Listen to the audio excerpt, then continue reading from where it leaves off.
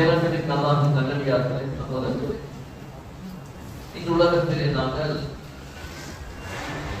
ஒரு வித்தியாசமான உலகத்தில் வாழ்ந்து கொண்டிருக்கிறோம். அன்று எங்களுடைய பெற்றோர்கள் வாழ்ந்த வாழ்க்கை முறை அல்ல, பல்வேறு நவீன கலப்பொருட்களான பல்வேறு நவீன சாதனங்களான ஒரு வாழ்க்கையை தான் நாங்கள் வாழ வேண்டிய நிர்பந்தத்திற்கு தள்ளப்பட்டது. அன்று மனிதனிடமிருந்த சாதனங்கள், குறிப்பாக ஒருவரை ஒருவருடன் தொடர்பு கொள்ளக்கூடிய தொடர்பு சாதனங்கள் என்று எதுவும் இருக்கவில்லை. ஆதி மனிதன் அவனே நடந்து தொடர்புகளை பகிர்ந்து கொண்டான், பறவைகளை பாவித்தான். அதனுடைய பரிணாம வளர்ச்சி தான் இன்று 2000 வருடத்திற்கு பிறகு 21ஆம் நூற்றாண்டிலே வித்தியாசமான சமூக ஊடகங்கள், சமூக தொலைத்தொடர்பு சாதனங்கள் எல்லாம் சகஜமாக எல்லோருடைய கைகளிலேயும் உணரக்கூடியதாக இருப்பதை நாங்கள் காணுகிறோம். கண்ணியமானவர்களே, ஒரு காலத்திலே 2000 கோடி ஆரம்பத்தை எடுத்துக்கொண்டால் ஒரு ஊருக்கு ஒரு தொலைபேசி இருந்திருக்கும். ஒரு மஹல்லாவிலே, கிராமங்களிலே சில போது தொலைபேசியே இருந்திருக்காது.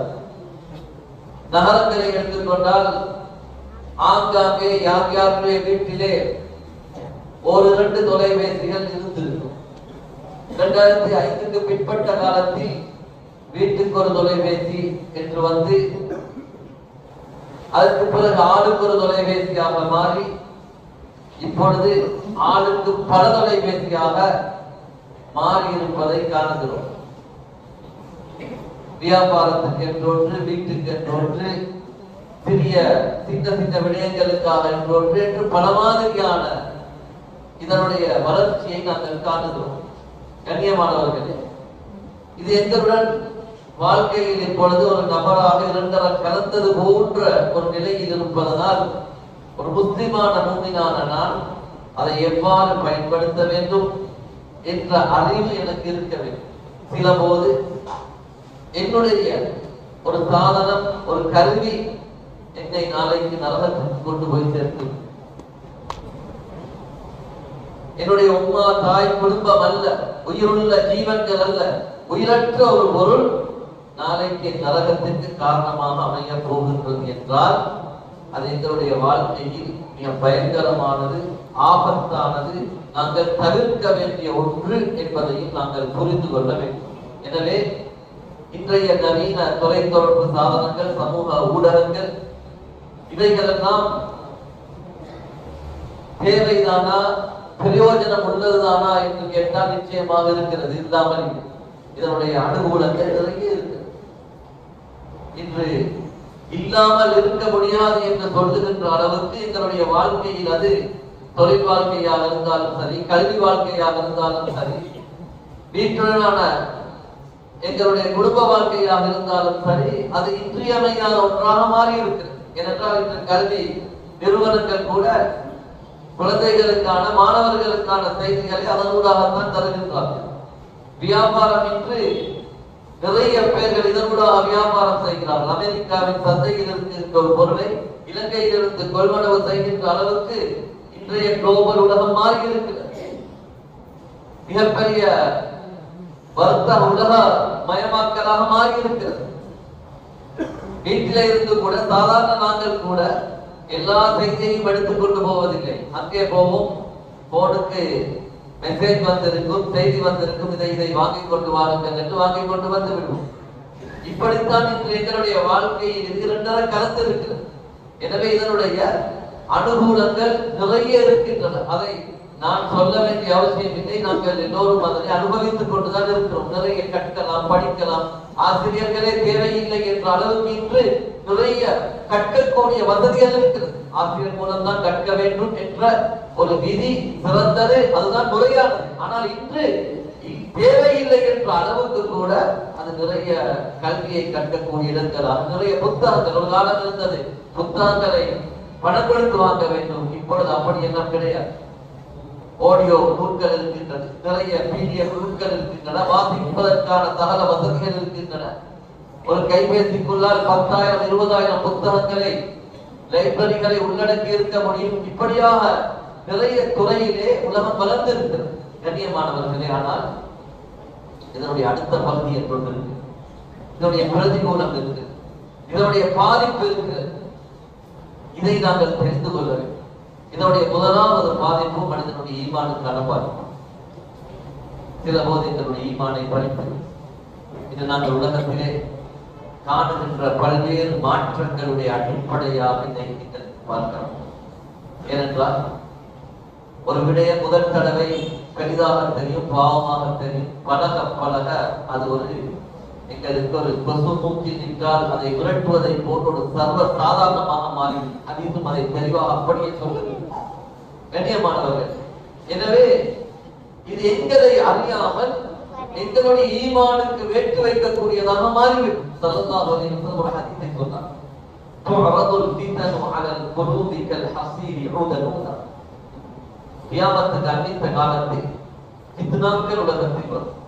ஃபித்னாக்கள் உங்களுக்கு முன்னால் போடப்படும். அது எப்படி போடப்படும் என்றால், பாரிகள் எவ்வாறு பின்னப்பட்டிருக்கின்றனோ, எவ்வாறு வேயப்பட்டிருக்கின்றனோ, அதுபோன்று ஒன்றோடு ஒன்று கோர்த்ததாக, இலகுவில் கலட்ட முடியாததாக, இறுக்கமானதாக ஒவ்வொரு ஃபித்னாக்கள் வந்து கொண்டே இருக்கும் என்று சொன்னார்.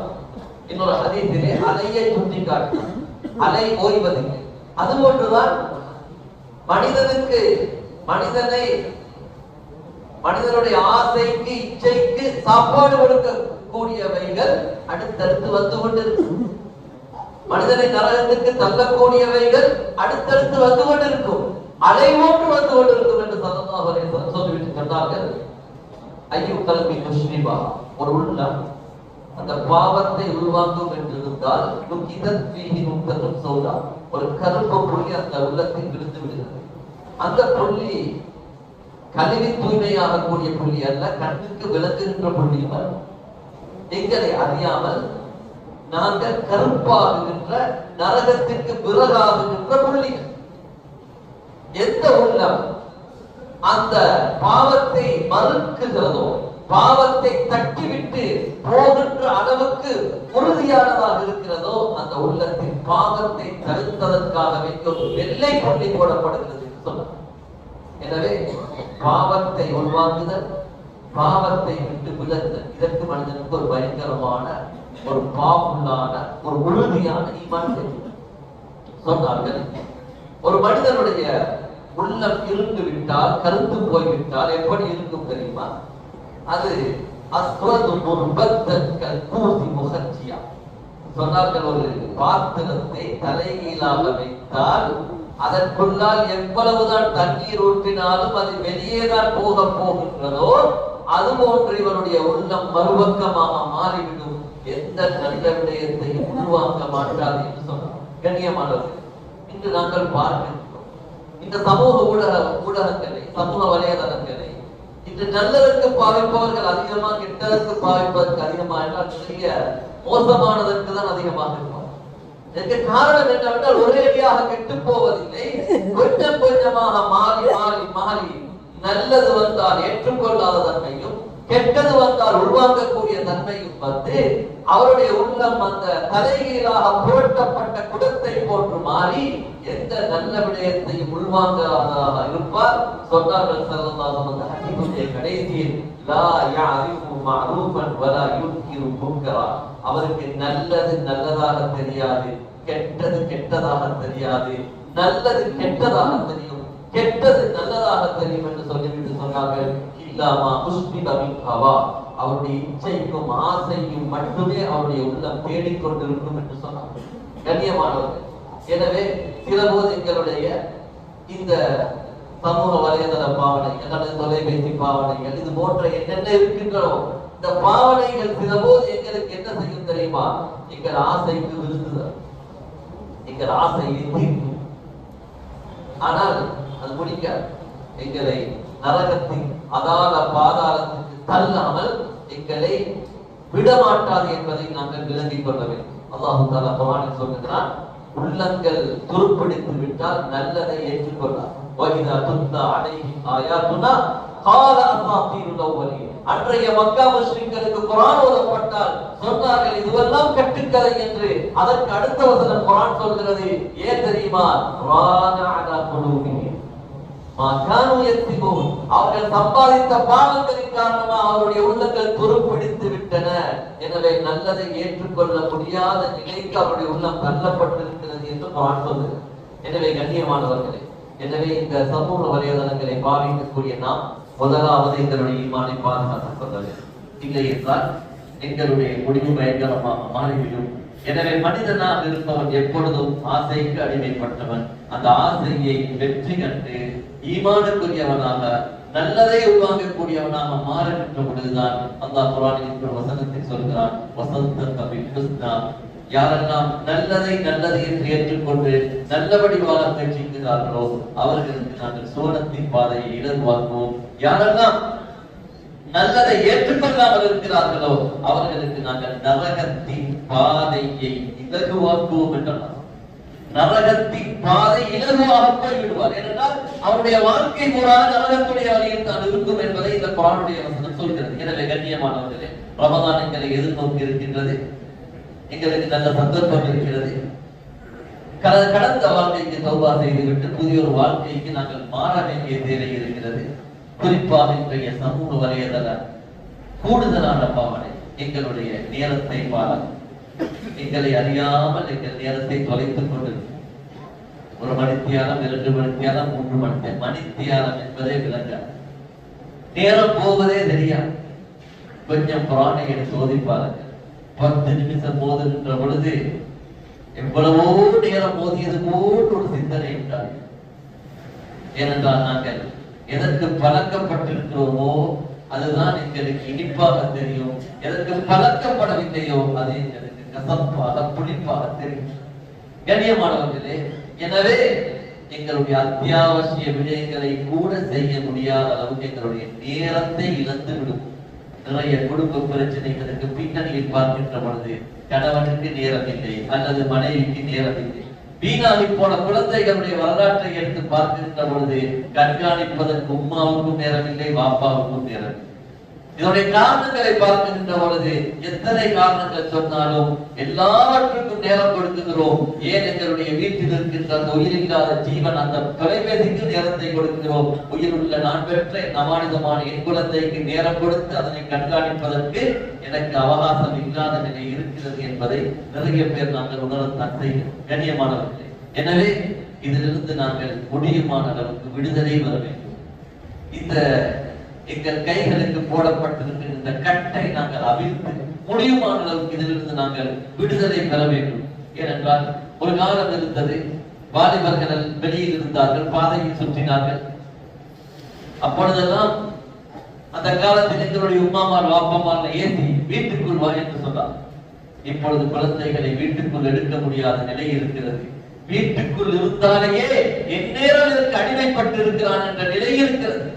கண்ணியமானவர்கள், நிறைய குழந்தைகளை பார்க்கிறோம், இப்பொழுதுதான் வளர்ந்து வருகிறார்கள். ஆனால் அவர்களுடைய கையில் இருக்கின்ற தொலைபேசியும் அவர்கள் பாவிக்கின்ற முறையும் அவர்கள் எதற்கு அடிமைப்பட்டிருக்கிறார்கள் என்பதை பார்க்கின்ற பொழுது இந்த குழந்தைகளுடைய எதிர்காலம் எப்படியாக போகும்.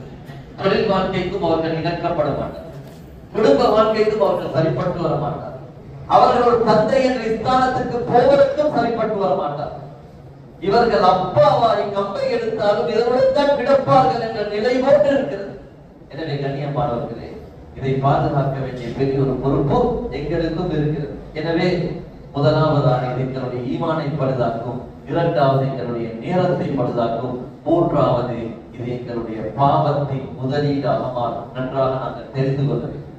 சில போது நாங்கள் ஒரு கருத்தை அதிலே போடுவோம், ஒரு வீடியோவை போடுவோம், அல்லது ஒரு கமெண்ட் நாங்கள் சொல்லுவோம். கண்ணியமானவர்களே, நாங்கள் மௌத்தாகிவிடுவோம். நாங்கள் மௌத்தாகிவிடுவோம். யாருக்காக கருத்தை சொன்னோமோ அவரும் மௌத்தாகிவிடுவார். அவர் பாவம் செய்திருந்தால், அதற்கு அவர் தௌபா செய்திருந்தால், அவருடைய கதை அல்லாஹ்விடத்திலே அது முடிந்து விட்டது. அதுக்குரிய தௌபாவை அல்லாஹ் ஏற்றுக்கொண்டு விடுவார். ஆனால் நான் போட்ட கருத்தை மௌத்தான பிறகு என்னால் எடுக்க முடியாது. நான் ஒரு கெட்ட விடயத்தை பரப்பி இருந்தால் என்னை அதை கரெக்ட முடியாது. நான் கபரிலே இருப்பேன், என் கருத்து வாழ்ந்து கொண்டிருக்கும், என் கருத்து மௌத்துக்கு பின்னால் கபருக்கு எனக்கு அந்த பாவத்தை அனுப்பி கொண்டே இருக்கும். சொன்னார்கள், மன் சன்ன பில் இஸ்லாமி சுன்னத்தன் ஸய்யிஆ, யார் இஸ்லாத்தில் ஒரு மோசமான விடயத்தை அறிமுகப்படுத்தி விட்டு போகிறாரோ அவருக்கும் அந்த பாவம் கிடைக்கும். யாரெல்லாம் அதை செய்கிறார்களோ அத்தனை பேருக்கும் அந்த பாவம் கிடைக்கும் என்று சொன்னார்கள். கண்ணியமானவர்களே, சில போது ஒரு மோசமான தகவலை பரப்பி இருக்கும், சில போது ஒரு மியூசிக்கை பரப்பி இருக்கும், அல்லது ஒரு ஆபாசமான ஒரு மோசமான ஒரு சினிமாவோடு சம்பந்தப்பட்ட அல்லது பாவகரமான ஒரு விடயத்தை நாங்கள் பரப்பி இருப்போம், அதை ஸ்டேட்டஸிலே போட்டு இருப்போம், அதை 50 பேர் பார்த்து இருப்பார்கள். அதன் மூலம் அந்த 50 பேருடைய பாவத்தையும் நாங்கள் முதலீடு செய்யக்கூடிய நிலை உண்டாம். கண்ணியமானவர்களே, எங்கட பாவத்துக்கே பதில் சொல்ல இல்லாத நிலைமை தான் இருக்கும். நாங்க செஞ்ச நன்மையே அல்லாஹ் ஏற்றுக்கொள்ளப்பட்டீங்கன்னு எங்களுக்கு தெரியாது. நாங்க செஞ்ச நன்மையிலேயே இல்லாஹ் இருக்கா இல்லையான்றது தெரியாது. நாங்க செஞ்ச நன்மைகளே முறையானதா இல்லையான்றது எங்களுக்கு தெரியாது. இதெல்லாம் அப்பால் போக எங்களால் எத்தனை பேருக்கு அநியாயம் நடந்திருக்கும், அவங்க பாவத்தையும் சுமக்கணுமா இல்லையா, அவங்க மன்னிப்பார்களா இல்லையான்றது எங்களுக்கு தெரியாது. இதையெல்லாம் மீறி எங்களால் உருவான பெரும் அறுவடைகளாக இந்த பாவங்கள் பலருடைய தலைகளில் மூட்டை கட்டப்பட்டு வருகின்ற பொழுது அதையும் தூக்க வேண்டிய நிலை எப்படி மோசமாக. கண்ணியமானவர்கள், எனவே நாங்கள் ஒரு கருத்தை சொல்லுகின்ற பொழுது, நாங்கள் ஒரு விமர்சனத்தை முன்வைக்கின்ற பொழுது, ஒருவருக்கு நாங்கள் சாடுகின்ற பொழுது நாங்கள் ஒன்றை புரிந்து கொள்ள வேண்டும், எல்லா நேரத்திலும் நியாயம் என் பக்கம் இருக்கார். சில போது நான் தவறாக இருப்பேன். நம் வாழ்க்கை எவ்வளவு வாழ்க்கை அனுபவித்தவர்கள் தான் நாங்கள் இருக்கிறோம். பேசுகின்ற இடத்தும் சேர்த்துதான் பேசுகிறோம். வாழ்க்கையை நாங்கள் அனுபவித்திருக்கிறோம். பல கட்டங்களில் எங்களுடைய கருத்துக்கள் பிழை என்று நாங்கள் ஒத்துக்கொண்டிருக்கிறோம். வீட்டிலே மனைவியுடன் ஏதோ ஒரு அர்த்தமில்லாத விடயத்துக்கு கோபப்பட்டு, நான் கோபப்பட்டது பிழை என்பதை சில போது மனதால் ஒத்துக்கொண்டிருக்கிறோம், சில போது வாயால் ஒத்துக்கொண்டிருக்கிறோம் என்றால் எல்லா கட்டத்திலும் நான் சரியாக இருக்கவில்லை. எனவே சில விடயங்களை 2 தரப்பில் விசாரித்த பிறகுதான் சரியாக எனக்கு தெரிந்தது ஒரு பக்கம். எனவே அதை வைத்து நாங்கள் ஒரு கருத்தை சொல்லுகின்ற பொழுது என்னுடைய கருத்துக்கு அவர் உடன்படவில்லை, எனக்கு அவர் விருப்பமாக இருக்கவில்லை, இதுவெல்லாம் ஒரு விதமான மனநோய் அல்லது ஒரு விதமான இனவாதம் என்றுதான் சொல்றேன். இனவாதம் என்பது ஒரு இடத்திலிருந்து இன்னொரு இடத்துக்கு கொடுப்பது மட்டுமல்ல, தான் சார்ந்த ஒரு இடத்திலிருந்து தன்னை சாராத இன்னொருவருக்கு விமர்சிப்பது இனவாதம் தான்.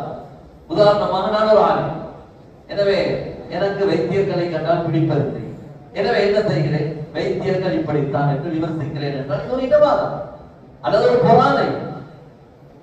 ஒரு ஆசிரியராக இருக்கிறார், அவர் ஒரு சட்டத்தரங்கை விமர்சிக்கிறார் என்றால் என்ன அர்த்தம், அது அவருடைய இனவாதம். வியாபாரி ஒருவர் ஆசிரியர் விமர்சிக்கிறார் அல்லது ஒரு வியாபாரி ஆசிரியரை விமர்சிக்கிறார் என்றால் அது ஒரு இனவாதம். அதை மாற்று மதத்திலிருந்து தான் செய்ய வேண்டும் என்பதல்ல. உலகத்தில் எல்லா துறையிலும் நல்லவர்களும் இருப்பார்கள், கெட்டவர்களும் இருப்பார்கள். எல்லா துறையில் இருக்கின்ற எல்லாரும் கெட்டவர்கள் அல்ல. எனவே கண்ணியமானவர்களே, எப்பொழுதும் எங்களுடைய விமர்சனம் நல்லதானதா, கௌரவமானதா, சிறந்ததா, எங்களுடைய கருத்துக்கள் நல்லதானதாக இருக்க வேண்டும். சிலருடைய கருத்துக்களை பார்க்கின்ற பொழுது கவலையாக, சில மனநோயாளிகளை போன்ற கருத்து. கண்ணியமானவர்களே, காலையில் எழுப்பினவுடன் அவர்கள் கருத்தை போட்டுவிட்டு போய்விடுவார்கள். அவருடைய குடும்பத்துக்கு எதிராகவே அவர்கள் கருத்தை போட்டிருப்பார். சிலருடைய ஸ்டேட்டஸை பார்த்தால் அந்த மனநோய் தெரியும். யாரையாவது ஒரு பயான் எடுத்து போட்டது அவருக்கு பழகும். கண்ணியமானவர்களே, பயான் பண்ற நோக்க யாருக்கும் ஏசுறதுக்கு இல்லை. எங்க வாழ்க்கையை திருத்தணும், உங்களோட வாழ்க்கையை திருத்தணும், நாங்க எல்லாம் சுருக்கத்துக்கு போட்டு இதுக்குதான் பேசுறேன். ஆனா எல்லா சிலவங்க எப்படி இருக்கிறாங்கன்னா அவருக்கு தான் சொல்றார், இவருக்கு தான் சொல்றார், அந்த துட்டை மட்டும் எடுத்து போடுறது யாரு இவர் கேட்டிக்கிறார். அப்ப சார் இது மனநோய். நான் திருந்தாம அடுத்தவரை திருத்தறதுக்கு எனக்கு என்ன வேலை? யாரையும் திருத்தற பொறுப்பு அல்லா யாருக்கும் கொடுக்கல, நபிமாருக்கும் கொடுக்கல. திருத்தற பொறுப்பு எத்தனை பொறுப்பு திருத்துறதா இருந்தா சலதாவது அபூ தாலிப் எவ்வளவு நேசிச்சான். கழுத்தை முடிஞ்சு கடைசி நேரத்துல கலிமாவை சொல்லித்தர ஆக வேண்டும் என்று கழுத்தை நெருங்கி இருக்கிறான். செய்ய அவர் திசைத்து விட்டார். அவர் எதிர்ப்பதாக நினைக்கவர் புத்தி சொல்வதுதான் எங்கள் பணி, வற்புறுத்துவது எங்கள் பணி கிடையாது. கண்ணியமானவர்களே, எனவே சில போது மனதை நோகடிக்கக்கூடிய கருத்துக்களை தவிர்க்க வேண்டும். ஸல்லல்லாஹு அலைஹி வஸல்லம் பண்பாட்டை பாருங்க. தீனை ஆரம்பத்திலிருந்து கடைசி வரை எதிர்த்த, கடைசியாக இஸ்லாமே வேண்டாம் என்று தப்பியோடு முனைந்த அபூ ஜஹலுக்கு மானாக பிறந்த இக்ரிமா வருகிறார். ஸல்லல்லாஹு அலைஹி வஸல்லம் சொன்ன வார்த்தை என்ன தெரியுமா? அபூ ஜஹலை கடித்து கொண்டார். அபூ ஜஹலை பற்றி இக்ரிமாவுடைய முன்னுக்கு தவறாக பேசாதீர்கள், ஏனென்றால் இக்ரிமாவுடைய உள்ளம் நொந்து போகும் என்று சொன்னார்.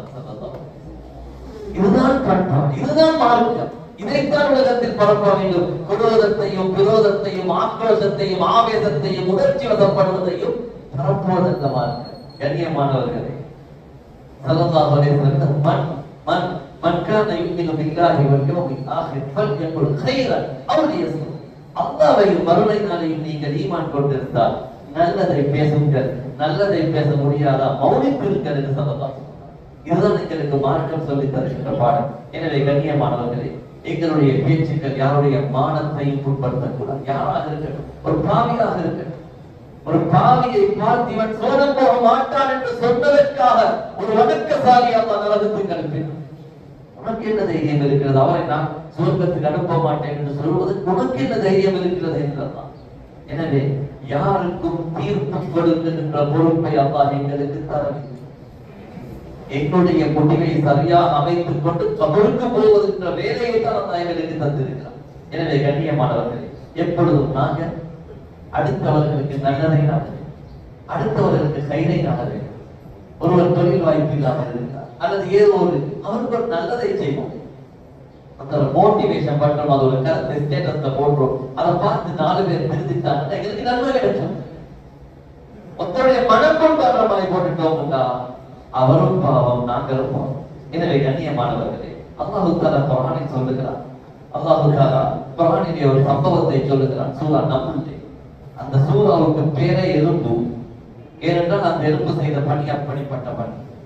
தன் கூட்டத்துக்கு அழிவு வரும் என்று யா அய்யுஹன் நம்லு துஹுலு மசாகினக்கும். எறும்புகளே, சுலைமான் அலைஹிஸ்ஸலாத்துடைய படை வருகிறது, உங்களை அறியாமல் நிறுத்தி விட போகிறார்கள், எனவே புற்றுக்குள் போய் ஒதுங்கிக் கொள்ளுங்கள் என்று ஒரு எறும்பு சொன்ன பக்தியை குர்ஆன் சொல்லுகிறது. இதில் அவ்வளவு பெரிய என்ன சொல்வதற்கு இருக்கிறது? ஒரு எறும்பு சொன்னது தன்னுடைய கோத்திரத்தை பார்த்து, தன்னுடைய கூட்டத்தை பார்த்து புற்றுக்குள் போய் ஒளிந்து போயிற்று. இதை சொல்லுகின்ற அளவுக்கும் இந்த சூறாவுக்கு நம் என்ற பெயர் வைக்கின்ற அளவுக்கும் என்ன அவ்வளவு இருக்கிறது? உலமாக்கள் தனியான நூல்களை கிதாபல் எழுதியிருக்கிறார். கண்ணியமானவர்களே, சூரா யூசுஃபில் இருக்கின்ற 1000 படிப்பினைகளை உலமாக்கள் தனி நூல்கள் எழுதியிருக்கிறார். ஆகப்பெரிய பாடம் ஒருவருக்கு நல்லதை நாடுதல், நல்லதை நாடுதல், தன் சமூகத்திற்கு நல்லதை நாடுதல். எங்களுடைய ஊடகங்களூடாக, சமூக வலைதளங்களூடாக நல்லதை நாடுவோம், நல்லதை செய்வோம், நல்லதை பரப்போம். நான் ஒரு நல்ல கருத்தை சொல்லிவிட்டு, நல்ல ஒரு தீனை பரப்பிவிட்டு, தீனுடைய நல்ல விஷயத்தை சொல்லிவிட்டு நான் கபருக்கு போனால் எத்தனை 1000 பேர்கள் பார்ப்பார்களோ அத்தனை பேருடைய நன்மையும் எனக்கு வரும்.